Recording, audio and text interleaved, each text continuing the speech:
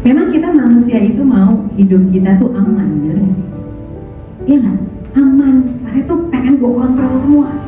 Waktu uang kita terbatas, gampang untuk menahan diri. Tapi waktu uang kita banyak, disitulah momen paling susah dalam mengelola uang. Dan yang bagus itu memang biasanya mahal. Yang bagus itu biasanya diincar orang. Jadi keinginan itu segala sesuatu yang seolah-olah itu kita butuh. Tapi kenyataannya nggak bisa tuh. Kebutuhan itu biasanya nambahin value kita. Jadi gini saya tulis, you plus needs itu increase your value. Waktu kita bisa mengelola, ada sesuatu yang lebih besar yang akan datang dari kita. Bedanya utang sama investasi apa aja ya? Ada lebih uang KPR buat investasi kita di sini bisa, tapi kan kita beli dengan cara utang dulu. Ya, pertanyaan bagus sih. Mana? Hari ini cantik nggak? Ya oke lah.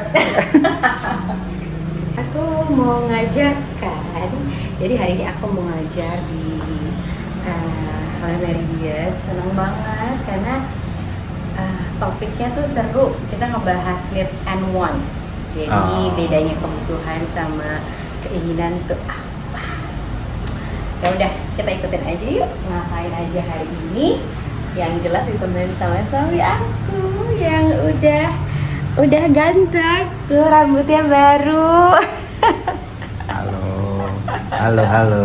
Semuanya udah di all set biar kita berangkat juga bisa tenang ya, karena kan biasanya kita juga ngurusin anak-anak, tapi hari ini udah beres semuanya, jadi kita bisa pergi sebentar, nanti sore balik lagi ke rumah. Oke.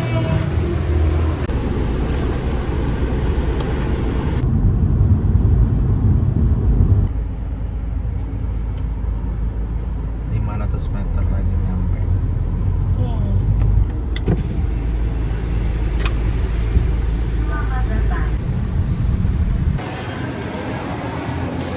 Selamat datang di Le Meridian Hotel.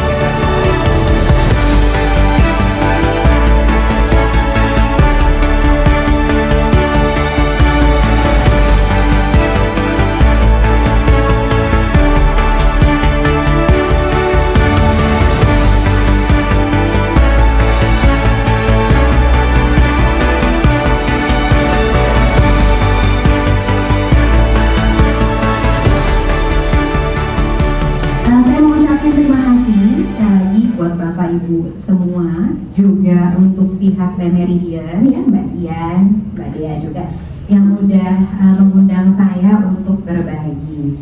Nah, saya mau kasih tahu untuk teman-teman ya tentang fakta-fakta atau kebenaran tentang yang namanya uang. Oke? Ini mulai menarik ya. Ya, ini mulai menarik karena uang itu sebenarnya ada di mana-mana, teman-teman. Siapa yang setuju? Uang ada di mana-mana. Ya, ada di mana-mana. Cuma ada satu masalahnya. Apa? Masalahnya apa? Apa mas? Bukan punya kita.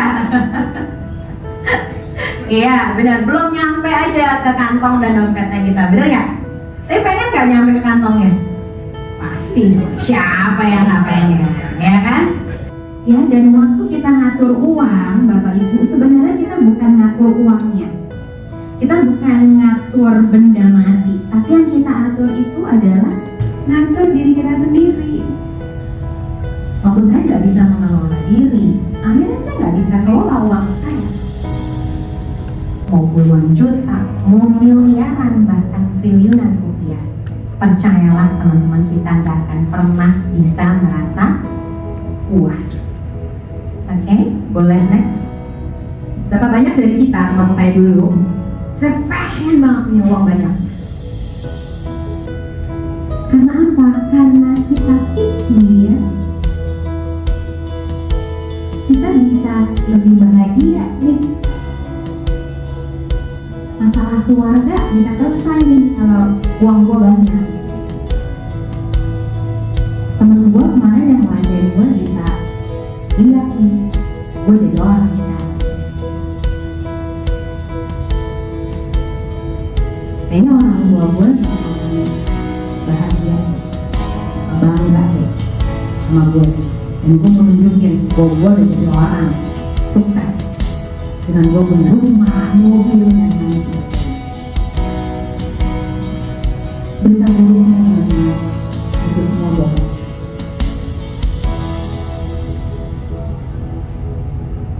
Coba, Bu siapa Bu? Boleh cerita nggak kalau punya uang 100 juta Ibu siapa? Yulia. Bu Yulia ya, boleh cerita nggak ada keinginan apa sih? Mimpi apa? Mungkin kalau ada 100 juta ingin belajar bisnis. Belajar bisnis. Oke.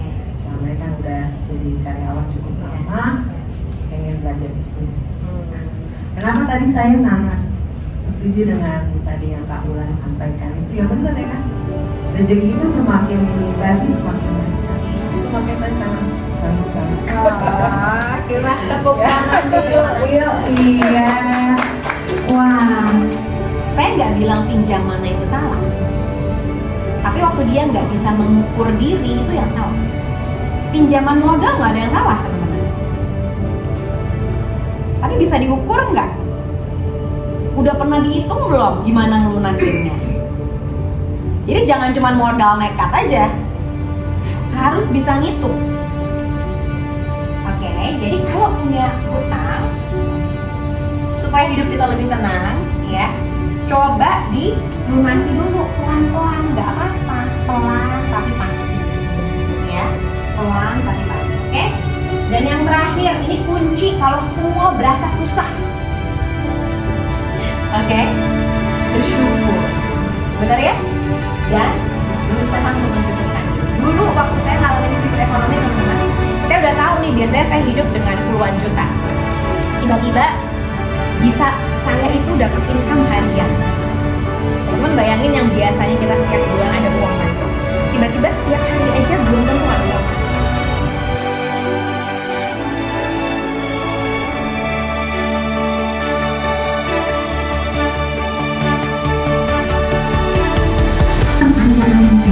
Apakah uang yang kita punya artinya bisa kita habiskan semua? Apakah itu jadi goal atau tujuan awal atau kita harus punya banyak uang? Apakah gaya hidup mewah atau gaya hidup berlebihan atau gaya hidup yang kita inginkan itu menjadi tujuan atau goal yang sesuai? Apakah itu yang bisa memenuhi kebutuhan emosional kita? Apakah itu dijamin bisa tujuan kita dapat? Apakah itu dijamin bisa bikin keluarga kita berbahagia? Apakah dijamin kita bikin hubungan suami dan istri itu jadi makin besar? Jawabannya dan kita lihat ya, ada banyak hal yang kita nggak bisa kontrol, ada banyak hal yang kita nggak bisa kendalikan. Itu dia kebutuhan. Benar ya? Masa depan kita nggak tahu, 5 menit lagi kita nggak pernah tahu apa yang terjadi sekarang. Gak bisa. Yang bisa kita kendalikan adalah apa yang ada di kita saat ini. Jadi berapapun jumlah saldo yang dimiliki yang saat ini, percayalah, ya, itu pas. Waktu kita bisa mengelola yang kecil, kita juga pasti akan mampu untuk mengelola yang besar. Tapi ada hal-hal di dalam diri kita yang sebenarnya perlu untuk dipenuhi. Makanya kalau teman-teman sering dengar di sini ada yang anxiety, sekarang orang butuh healing ya, sakit mental dan lain sebagainya. Nggak sampai gila sih Pak ya, bener nggak?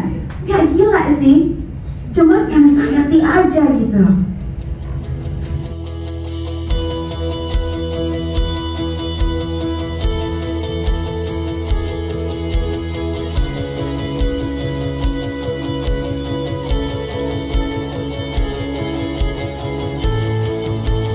Ujungnya adalah satu kebutuhan emosional yang belum terpenuhi.